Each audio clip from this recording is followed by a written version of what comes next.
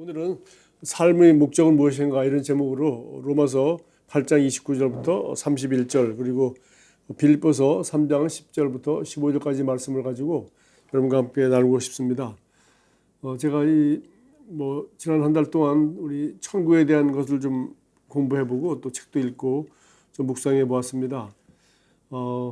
우리가 이제 이 땅에 살다가 주님이 빨리 재림하지 않는다면 우리가 먼저 이제 하늘나라로 가게 되는데, 우리가 이 세상을 떠나면은 이제 일생이 끝나고 우리 주님과 함께 있다가 나중에 이제 마지막 주님이 지상 재림 때, 그때 우리 몸도 부활해서 이 세상에서 천년왕국이 이루어지고 하는 그 내용들을 우리가 기본적으로 우리 종말론에서 조금씩 다 알고 있습니다. 그러다 보니까 이런 것들을 좀 이렇게 깊이 생각해 보니까 결국 우리가 이 세상을 떠날 때 남는 것은 무엇인가, 이런 것들을 한번 생각해 보게 되었어요. 결국은 우리가 남는 것은 알다시피 우리 몸도 이 땅에 남겨두고 가고, 그리고 우리가 가지고 있던 모든 소유와 내 이름으로 관계되는 것들을 다 남겨두고 가고, 또 자녀들이 있는 사람들은 자녀들이 이제 대를 잇고 또 자녀들이 살고 있지만은 본인은 이 세상을 떠나면서 이제 아주 가는 거죠.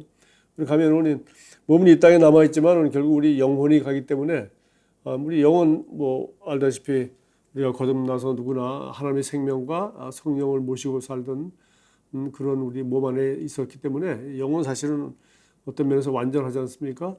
그러나 우리 혼은 우리 마음을 새롭게 함으로 변화를 받아야 된다고 하는데, 우리 영혼 몸의 중에서 우리 혼은 특별히 이제 우리 생각과 감정과 의지와 이런 것으로 구성되어 있어서 우리가 평생 동안 예수님을 본받아야 하는 그런 과정 가운데 있다가 이제 어느 날 이제 가는 거죠. 그러다 보니까 결국 우리 몸도 일찍 돌아가셨거나 아니면 나이 들어 병들어 돌아가셨거나 관계없이 우리가 부활날에 건강한 몸으로, 젊은 몸으로 우리가 부활할 것을 우리 믿을 수 있습니다. 그리고 영도 별 문제가 없고요. 그러나 문제는 우리가 예수님을 어떻게 알고 있고 내가 어떤 사람인지, 그것은 변함이 없이 그대로 우리가 스톱한 상태에서 자기가 그때까지 이룩한 그 상태로 가지 않겠나. 거의 정확한 상황인 것 같습니다. 그래서 그런 걸 생각해 보니까 그러면 결국은 영혼이 남는 것, 중요한 것, 그것만이 이 세상 삶의 가장 중요한 것이 아니겠나, 이런 생각을 하게 되었어요. 그러다 보니까 결국은 늘 강조하는 우리가 이 땅에 왜 사는가, 나의 삶의 목적과 내 삶에서 어떤 가치, 가장 중요하게 여기는 그 가치, 그것이 이제 하나님의 말씀과 일치할 때 하나님께서 중요하게 여기시는 것들은 중요하게 영원히 남아서 우리가 그걸 가지고 그 일을 이 땅에 하다가 간 거죠. 그러나 이제 또 하나는 바로 우리가 예수 그리스도를 닮은 바로 그 정도 상태, 내가 얼마나 예수님을 닮았나, 그 두 가지만 가지고 간다 하는 그런 결론이 나더라고요. 그래서 제가 이런 관심을 가지고 성경을 쭉 한번 찾아보니까 이것은 이미 성경에서 정확하게 이 두 가지로 얘기하고 있는 것을 제가 볼 수 있었습니다. 그래서 이 두 가지가 중요하다면 이 바로 우리 삶의 모든 그 포커스와 중점을 결국은 이 성경 말씀에다 둬야 되지 않겠나.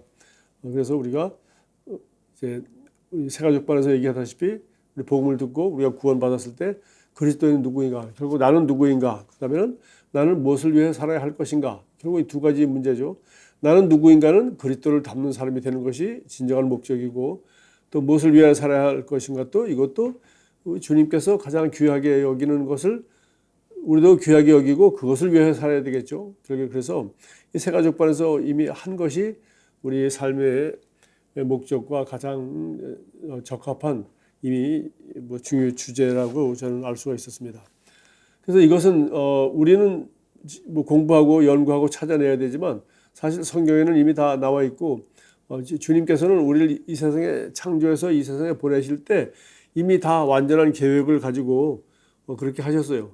그러니까 주님은 이미 우리가 어떤 사람이 되고 어떤 삶을 살게 될 것인지, 주님은 우리를 향한 아름다운 계획을 가지고 우리를 창조하셨기 때문에 이미 설계도는 이미 다 있는 거죠. 우리가 이제 그것을 설계도대로 이제 시공을 함으로 말미암아 우리 삶을 살아야 되는 겁니다. 그래서 이런 내용들이 우리 제일 먼저 에베소서 4장 1절부터 4, 5절에 나와 있습니다. 그 창세전에 그리스도 안에서 우리를 택하사 우리로 사랑 안에서 그 앞에 거룩하고 흥없게 하시려고 그 깊으신 뜻대로 우리를 예정하사 예수 그리스도로 말미암아 자기의 아들들이 되게 하셨으니, 얘기가 좀 깁니다만은 뭘 예정하셨다는 겁니까? 우리가 그리스도 안에서 우리가 구원받은 하나님의 자녀가 되고 또 하나님 앞에서 거룩하고 흠이 없는 그런 성도로서 또 하나님이 자녀의 역할을 감당하도록 하나님이 우리를 선택하셨다는 겁니다. 그래서 이것은 미리 예정하셨다. 우리 이걸 가르쳐 우리 영어 단어는 predestin이라는 단어를 쓰는데, predestin. 데스티니라는 단어가 운명이라고 보통 번역하지 않습니까? 운명, 숙명. 내가 살아야 할 삶이 데스티니인데 그것이 프리데스틴, 내가 살기도 전에 이미 계획이 돼 있었다는 거죠. 그래서 우리 한국말로는 예정하였다. 그렇게. 그래서 우리가 하나님의 자녀가 되는 것은 사실은 우리 세계 장로교회가 아주 중요한 교리 중에 하나인데 바로 택자 구원설. 그래서 구원받을 사람은 하나님이 이렇게 선택하셨고 또 구원받지 못한 사람은 하나님이 선택하지 않고 부르시지 않았기 때문에 구원받지 못했다. 그렇게 이제 극단적인 그 하나님이 절대 주권으로 해석하는 것이 우리 장로교의 사실은 기본 입장입니다. 그러나 우리는 뭐 그렇게 믿지는 않습니다. 우리 복음은 모든 사람을 위해서 예수님이 값을 지불하셨기 때문에 이 복음을 듣고 믿으면 누구나 구원받는 것이다. 그러나 이것은 우리 입장이고 사실 하나님 입장에서 이 예정하셨다고 하는 것은 바로 하나님 여기서는 지금 누구는 구원받고 누구는 구원받지 못했다고 그 얘기는 안 하고 대신에 구원받은 우리들의 입장만 얘기했어요. 그죠? 그리스도 안에서 창세전에 세상도 창조하기 전에 우리를 택하였대요. 그러니까 우리가 하나님을 택한 게 아니라 하나님께서 세상 창조하기 전에 우리를 택하여서 그리스도 안에서 그 사랑으로 우리를 하나님의 자녀가 될 수 있도록 하기 위해서 이미 다 계획을 하셨다. 그렇게 되어 있어요. 또 에베소서 같은 1장 11절에도 모든 일을 그의 뜻의 결정대로 일하시는 이의 계획을 따라, 하나님이 자기 계획대로 마음 놓고 할 수 있다는 거죠. 우리가 예정을 입어 그 안에서 기업이 되었으니까 자녀가 되고 기업이 된다. 이건 뭐 같은 말이죠. 자녀가 되니까 그 자녀에게 합당한 필요한 그 유산도 다 물려받고 자녀의 신분과 권세를 행할 수 있는 것, 그것이 기업이죠. 그러나 이 예정에 대한 가장 중요한 성경 구절은 아마 우리 시편 139편 16절일 것 같습니다. 내 형질이 이루어지기 전에 주의 눈이 보셨으며 나를 위하여 정한 날이 하루도 되기 전에 주의 책에 다 기록되었나이다. 이 정도 되면 우리가 할 말이 없죠. 예. 내가 생기기도 전에 내가 어떤 사람으로 태어날지, 남자일지 여자일지 어떤 성격을 할지 이것은 하나님이 이미 완벽하게 결정을 하셨다는 겁니다. 그리고 정한 날이 하루도 되기 전에, 내가 이 땅에 하루도 살기 전에 하나님이 책에, 하나님이 내가 어떤 삶을 살지 하나님은 다 기록되어 있다는 거예요. 예. 그러나 하나님 책에 기록되어 있고 하나님을 알고 계시지 사실 우리는 아는 게 없죠. 그래서 고린도전서 2장 7절에 보니까 오직 은밀한 가운데는 하나님의 지혜를 말하는 것으로서, 이 은밀한 가운데 이게 숨겨져 있다는 겁니다. 이런 것들은 이 하나님의 예정은 우리가 이제 구원받고 우리가 인생을 돌아볼 때 하나님이 이렇게 예정하셨고 이렇게 예정하셔서 내가 이렇게 구원받게 되었구나. 그리고 이런 삶을 살게 되었구나. 그리고 앞으로 이런 삶을 살게 될 것이구나. 이것은 우리가 돌아보거나 아니면 미래에 대해서 우리 그냥 예측할 뿐이지 사실은 정확한 것은 우리가 처음부터 알 길은 없는 거죠. 그래서 여기 보니까 오직 은밀한 가운데 있는 하나님의 지혜를 말하는 것으로서 곧 감추어졌던 것인데 하나님이 우리의 영광을 위하여 만세 전에 미리 정하신 것이라. 하나님이 이미 정해 놓으셨지만 사실 이것은 감춰져 있다는 겁니다. 감춰져 있어서 우리가 이것을 이제 말씀과 성령의 인도를 통해서 우리가 찾아내고 하나님이 기뻐하시는 것을, 하나님의 선하신 뜻을 또 하나님을 사랑하는 마음으로 그것을 하나하나 결정해서 이제 우리가 살아가는 것이죠. 그래서 우리 인생의 가장 중요한 것 두 가지 목적은, 첫째는 하나님의 아들의 형상을 본받는 것이다. 그러니까 우리 그리스도의 대사들 교회 제가 처음에 32년 전에 개척할 때 예담교회, 예수를 담는 교회라고 했는데 사실 이 말이 바로 여기서 나는 말이죠. 예, 너무 좋은 말입니다. 우리가 삶의 목적이, 우리 그리스도인의 삶의 목적은 그리스도를 담는 것이 첫 번째 우리의 목적이에요. 빌립보서 3장 10절, 12절. 이제 그리스도를 담는다는 것은 여기 사도 바울은 여기서 이렇게 얘기했어요. 내가 그리스도와 그분의 권능과 그 고난에 참여함을 알고자 하니 이게 세 가지를 알고 싶어서 내가 예수님을 알고 싶습니다. 두 번째는 그분의 부활의 권능을 알고 싶다. 예수 부활의 능력, 예수님처럼 예수님이 이렇게 행하셨다, 저렇게 이런 일을 하셨다, 그 정도가 아니라 그런 능력을 자기도 행하고 살고 싶다는 거죠. 예수님을 알 뿐만 아니라 예수님과 같은 인격을 갖고 예수님과 같은 사람이 되고 싶을 뿐만 아니라 그분과 같은 그런 능력 있는 삶을 살고 싶다는 거예요. 그 다음에는 고난의 참여함을 알고자 해요. 우리를 사랑하기 때문에 사랑하는 사람을 위하여 예수님께서 그 고난의 값을 지불하신 것처럼 자기도 그런 사랑을 하고 싶다. 그렇게 주님을 사랑하고 이웃을 사랑하고 싶다는 겁니다. 그의 죽으심을 본받아 어떻게 해서든지 죽은 자 가운데서 부활에 이르려 하노니 내가 이미 얻었다 함도 아니요 온전히 이루었다 함도 아니라 오직 내가 그리스도 예수께 잡힌 바 된 그것을 잡으려고 달려가노라. 이제 이것을 지금 이루지 못했기 때문에 이것을 이루기 위하여 열심히 운동장에서 달리기 하는 선수처럼 달려가고 있다. 이것이 사도 바울의 인생의 목적이라고 정확하게 얘기했어요. 뭡니까? 그리스도와 그 부활의 권능과 그리고 그 고난, 그 사랑과 그분이 사랑하는 우리를 위해서 사랑하는 하나님 앞에서 우리를 위해서 치르신 그 고난의 값과 같은 그러한 사랑을 실천하며 살고 싶다. 그렇게 말했어요. 뿐만 아니라 이제 두 번째 바울이 말하신 것은 이건 뭐 그게 아니라 바울 얘기 좀 이따 하고 여기 로마서 8장 29절 31절에 이것도 아주 정확하게 말했습니다. 하나님이 미리 아신 자들을 지금 우리 예정선을 얘기했지 않습니까? 또한 그 아들의 형상을 본받게 하기 위하여 미리 정하셨으니 하나님이 우리를 알고 선택하신 목적이 뭐예요?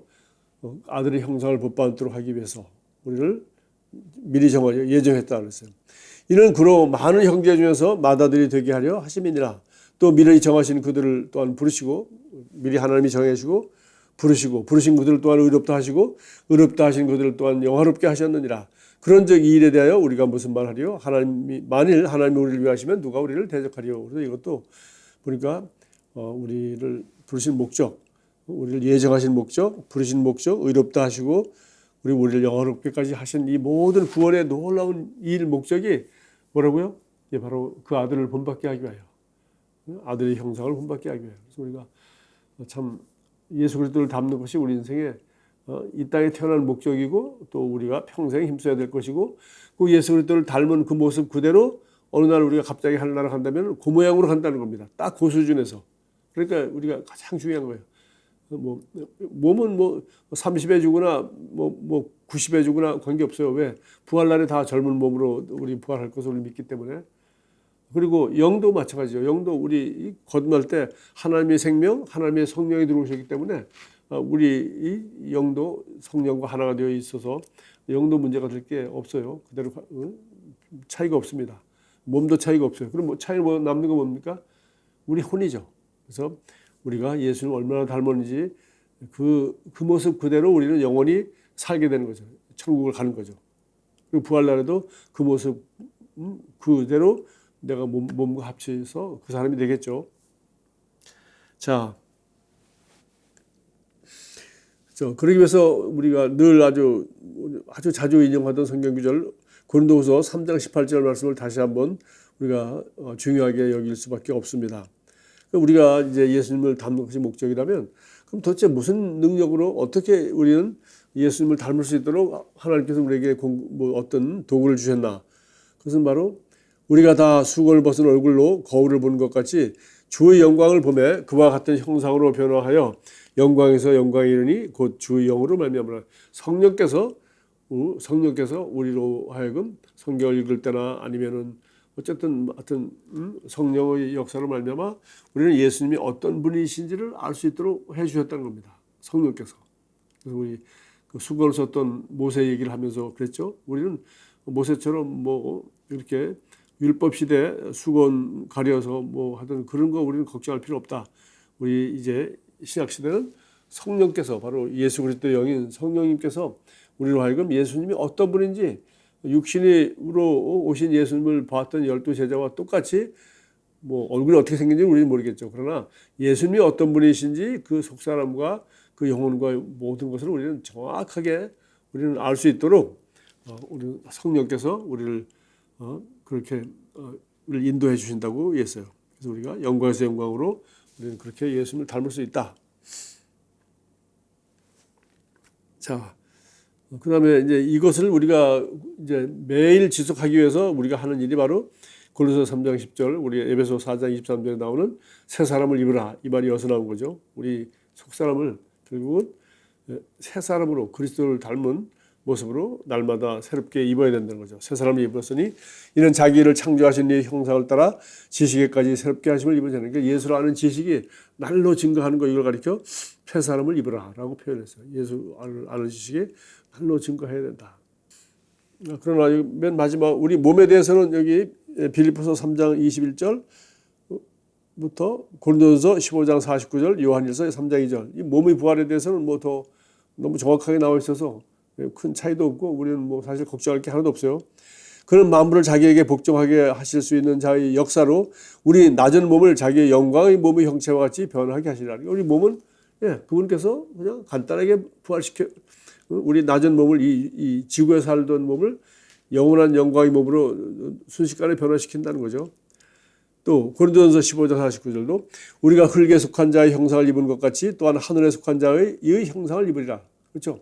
우리 아담은 후손으로서 흙에 속한 자의 모습을 우리가 지금 이 몸을 가지고 살고 있는데, 이제 하늘에 속한 자의 형상을 우리가 입게 될 것이다. 몸은 너무 정확합니다. 몸은 더 구체적으로 우리가 공부할 이유도 하나도 없어요. 몸은 그대로 예수님이 부활하셔서 본을 보여주셨고 오늘 성경 약속 그대로 그런 영광스러운 몸을 입게 될 것이라고 말했어요. 우리 노력이라든가 우리가 인생의 목적으로 애쓸 필요가 없죠. 사랑하는 자들아, 우리가 지금은 하나님의 자녀라 장래가 어떻게 될지는 아직 나타나지 아니하였으나 그가 나타나시면 우리가 그와 같을 줄을 아는 것은 그의 참모습 그대로 볼 것이기 때문이다. 그러니까 정확하게 예수님께서 이 세상에서 있었던 그 모습 그대로, 부활하신 그 모습 그대로 우리도 그렇게 몸은 순식간에 변화될 것이다. 그래서 우리 몸은 문제가 없고 영과 몸은 문제가 없는데, 바로 우리 혼은 이제 우리가 이 땅에서 예수님을 닮기 위해서 부단한 노력을 해야 된다. 그래서 성령께서 그것을 위해서 도와주시고 우리도 예수님이 바울이 말하는 것처럼 바로 그리스도를 알고 그분의 부활의 권능과 그분의 고난에 참여함을 알고자 하여, 그것이 바로 우리가 인생의 아주 첫 번째 목적이 되어야 되겠습니다.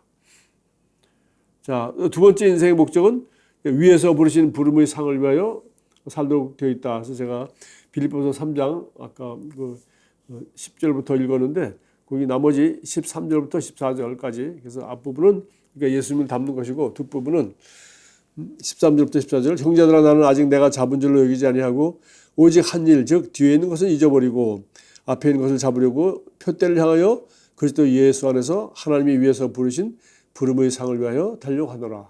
그래서 자기가 하나님이 자기를 부르셨기 때문에 그 부르심의 상, 그것을 이루기 위해서 아직 다 이루지 못하기 때문에 계속 달리고 있다라고 말했고요. 사도 바울이 부르심이 무엇인지는 그냥 성경에 원래 유명한 사람이고 성경을 쓴 사람이니까 아주 한마디로 에베소서 사도행전 20장 24절에 아주 잘 나와 있어요. 내가 달려갈 길과 주 예수께 받은 사명 곧 하나님의 은혜의 복음을 증언하는 일을 마치려 하면은 나의 생명조차 조금도 귀한 것으로 여기지 아니하노라. 그래서 바울은 자기가 하나님의 은혜의 복음을 증거하는 일이 바로 자기의 예수께 받은 사명이라고 말했어요. 하나님의 복음을 증거하는 일. 우리는 어떻습니까? 우리도 그러면 뭐가 남겠어요? 우리가 결혼하고 자녀도 놓고 이 세상에서 여러 가지 일도 하고 남기는 것이 좀 있다고 치더라도 책도 쓰고 하여튼 뭔가를 남겨놨다고 할 때 진짜 영원히 남는 게 뭐겠어요? 남는 것들은 사실은 내가 이 땅에서 이 영혼 구원을 위해서 어떤 일들을 했는가, 영혼 구원과 관계가 있는 거. 왜 구원받은 영혼만 영원한 것이지 나머지는 다 그냥 사라지는 거 아닙니까? 돈을 많이 벌었다든지 세상에서 유명했다든지 이런 것들이야 다 사라지는 거 아니겠어요? 그러나 다른 사람들의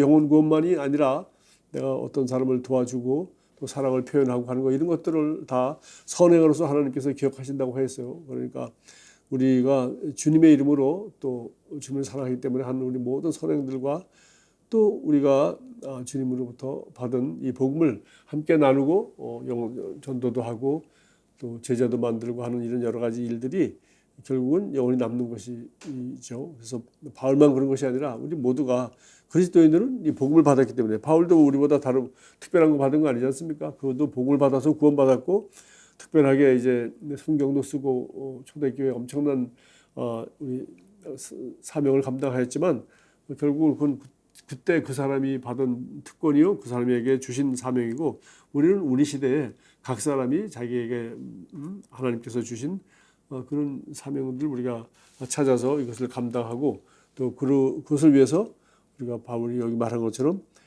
달려갈 길을 열심히 달려가야 된다. 이것이 우리가 두 번째 우리 인생의 목적이라고 정확히 볼 수가 있습니다. 그래서 이런 것들은 우리가 어떻게 알 수 있느냐? 제가 좋아하는 성경 구절인 빌립보서 2장 13절에 설명을 했어요. 너희 안에서 행하시는 일은 하나님이시니 자기의 기쁘신 뜻을 위하여 너희에게 소원을 두고 행하게 하신다. 그래서 우리의 소원은 하나님이 기뻐하시는 것을 내가 소원하는 것이에요. 그러니까 이거 얼마나 좋은 겁니까? 그러니까 하나님이 원하시는 것인데 나는 하고 싶지 않다. 그러면 참 곤란하죠. 그런데 우리 소원을 통해서 하나님은 자기를 기쁘시게 하는 사람이 되도록 그러니까 우리가 하나님을 사랑할수록 은혜를 많이 받을수록 점점 우리 소원이 하나님을 기쁘시게 하는 것을 우리가 소원하게 돼 있고 그것을 우리가 선택하게 되기 때문에 이 부르심이 상이라는 것도 우리가 아주 나는 하기 싫은데 하나님이 이걸 시켜서 내가 할 수 없이 한다. 그런 수준이 아니라 우리가 하나님을 알아가면서 즐겁게 또 우리가 하나님으로부터 받은 은혜와 사랑을 생각하면서 또 지금 여러분이 각 사람이 자기 삶의 이 상황 가운데서 어떤 것이 하나님의 뜻인지를 우리가 늘 기쁜 마음으로 알 수가 있어요. 마지막으로 베드로후서 1장 20절 그러므로 형제들아 더욱 힘써 너희 부르심과 택하심을 굳게 하라. 너희가 이것을 행한즉 언제든지 실족하지 아니하리라. 그래서 실족이라는 분은 가다가 이제 넘어지거나 아주 딴 길로 빠진다는 얘기인데 보세요. 부르심과 택하심을 굳게 하라. 그러니까 하나님이 우리를 하나님의 자녀로 택하셔서 자기 아들의 형상을 본받게 하기 위하여 미리 예정하셨다고 했고 또 이 땅에 사는 동안에 하나님이 내가 어떤 삶을 살아야 될지 좋은 부르심이 있다는 겁니다. 근데 그것을 우리가 발견하고 그거 놓치지 말아라. 왜? 그것이 우리 삶의 가장 중요한 것이고 영원히 남는 것이고 그것이 전부이기 때문에 나머지들은 별로 중요한 것이 아니고 또 나머지들은 다 이것을 위한 그냥 징검다리에 지나지 않는다는 겁니다. 그래서 우리가 바울 얘기를 조금 더 하고 마치고 싶은데요. 바울이 이제 이 은혜의 복음을 증언하는 일을 마치려 하면은 나의 생명조차 조금 더 귀한 것으로 여기지 아니한다. 그렇죠. 마지막 생명까지도 바쳤습니다. 그러나 바울은 생명 바치기 전에 뭐 했습니까? 자기 사생활을 다 바쳤어요. 바울이 뭐 결혼을 했다거나 부모 얘기라든가 형제 얘기가 전혀 나오지 않죠. 그냥 어느 날 나타나서 싱글로 혼자 이제 제자들과 함께 온 세상을 다니면서 마지막 순교할 때까지 그렇게 복음을 전하면서 살았습니다. 뿐만 아니라 그는 그 전에도 이제 아주 바리새인 중에 바리새인이었잖아요. 그러니까 아주 유대인 율법에 대해서 아주 박식하고 또 율법 철저하게 잘 지키는 사람이었고 또 다소 출신으로서 히브리 말만 잘할 뿐만 아니라 뭐 이 그리스 말 이것도 너무 잘하는 그런 아주 공부를 많이 할 수 있었던 특혜받은 사람이죠. 그 시절에 그렇게 바리새인이 될 수 있었고 그 시절에 그렇게 소위 글을 배우고 또 이렇게 공부를 많이 했다는 건 특혜를 받은 사람입니다. 그러니까 사실은 이 모든 것이 바울이라는 사람이 하나님부터 받은 특별한 은혜요. 자기가 앞으로 살아가야 할 것에 대한 하나님이 주신 도구였기 때문에 바울이 바리새인으로서 열심히 율법을 공부한 것은 그게 뭡니까? 부르심의 사명을 감당하는데 너무나도 중요한 일이었죠. 율법을 전혀 모르는 사람 같으면 하나님이 이 복음을 깨닫게 해줄 수 있었겠습니까? 아니죠. 예. 그래서 그가 로마서를 보면은 뭐 다른 편지를 봐도 율법에 대해서 자기가 얼마나 통달한 사람인지 그리고 이 야훼 하나님을 얼마나 사랑하는 사람인지 그러니까 그가 자기 부르심을 알기 전에 그는 이미 이렇게 하나님이 복음을 계시해 주시고 또 그 복음을 가지고 살아낼 뿐만 아니라 또 이렇게 성경을 쓸 만큼 아주 탁월한 지식인으로서 탁월한 학자로서 그를 훈련시킨 거예요. 그러니까 그가 학자로서 히브리 말을 공부하거나 뭐 율법을 공부하거나 한 것 자체가 뭡니까? 자기는 몰랐지만 전부 부르심을 위한 자기 일이었어요. 뿐만 아니라 바울은 그 천막 만드는 기술을 배웠다고 하는데 그거 뭐 자기 아버지한테 배우거나 누구한테 배웠겠죠. 그러니까 그것도 뭐예요? 부르심을 이루기 위한 그야말로 하나님이 주시는 그런 특별한 사명이었죠. 천막 만드는 기술. 그걸 가지고 고린도에 갔을 때 쟤들과 함께 천막 만드는 일을 하였고 또 그때 자기를 고용하여서 취직시켜준 사람이 바로 브리스길라 아굴라 아닙니까? 그러니까 그는 복음을 전하기 위해서 천막 만드는 기술을 가지고 그 브리스길라 아굴라의 집에서 일을 하면서 그들에게도 이제 복음을 전하고 했습니다. 그러니까 이런 것들 다 뭡니까? 그게 천막을 만드는 거 이것도 바로 뭡니까? 부르심의 소망을 이루는 아주 중요한 일이죠. 그러니까 이 부르심과 관계된 모든 것들이 사실은 우리가 하나님이 우리에게 준 소망이라고 할 수 있어요. 그러니까 여러분 내 자녀를 제자로 삼아야 된다. 내 자녀에게 본편해야 된다. 그러면 여러분 자녀를 제자 삼기 위해서 뭐 자녀 낳아야죠. 길러야죠. 뭐 이것저것 다 뒷바라지 하는 거 그게 뭡니까? 그것이 부르심의 소망을 이루고 있는 겁니다. 예? 여러분 자녀를 그 부모로서 역할을 하고 그 자녀를 좋은 그리스도의 사람으로 여러분이 양육하는 것 이거 다 우리가 부르심의 소망이라고 볼 수 있죠. 그래서 어쨌든 오늘은 우리 삶에서 이 부르심에 대해서는 사람들이 많이 생각을 합니다.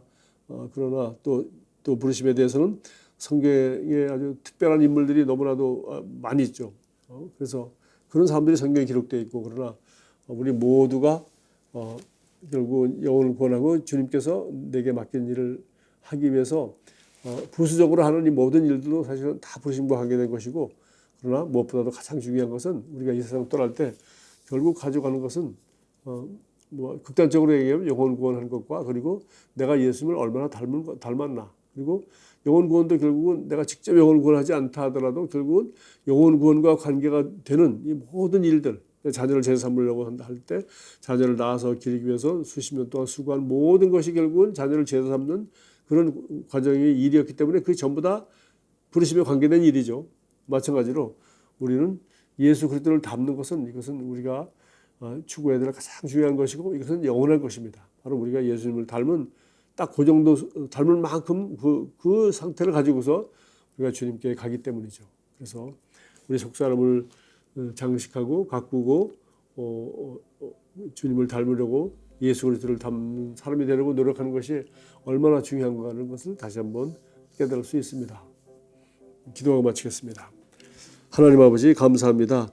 우리를 하나님의 아들 예수 그리스도의 그 구원 사역으로 말미암아 예수 그리스도가 우리의 하나님 아버지의 아들이 되시고 우리는 그 예수 그리스도를 본받는 또 다른 하나님의 아들 딸로서 태어나서 구원받아서 예수 그리스도를 형상을 본받는 그런 영광스러운 자리에 이를 수 있도록 계획하시고 예정하시고 그 뜻 가운데 우리를 불러주셔서 그 뜻 가운데 살 수 있도록 해주신 것을 진심으로 감사합니다. 뿐만 아니라 그리스도를 닮을 뿐만 아니라 이 땅에 사는 동안에 주님께서 우리 각 사람에게 독특하게 주신 달란트와 시간과 기회와 모든 것을 사용해서 주님을 사랑하고 이웃을 사랑하고 그리고 그리스도의 복음을 전하며 예수 그리스도의 제자로 훈련하는 일에 우리의 삶을 드릴 수 있도록 그 과정에 필요한 어떤 일이든지 바울처럼 천막을 만드는 일이든지 배를 타고 우리 수고하며 여행을 하는 일이든지 우리가 기꺼이 할 수 있는 그런 사랑과 헌신을 삶을 살기 원합니다. 예수 그리스도의 이름으로 기도합니다. 아멘.